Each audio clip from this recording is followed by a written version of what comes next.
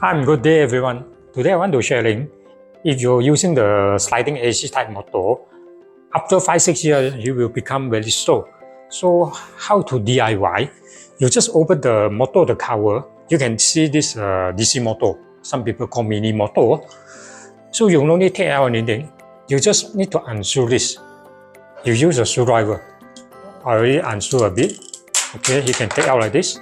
Then you can see the carbon. This is a carbon. You got two. One is here, and then another one is here. So the carbon, you just need to use the sandpaper to clean it. Clean this area. You use a example, this is a sandpaper. You just clean like this. After that, you double check the spring, make sure the spring, everything okay.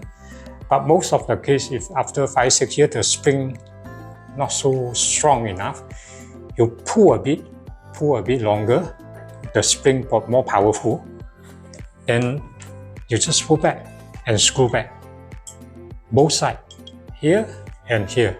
So you can try to DIY. Thank you.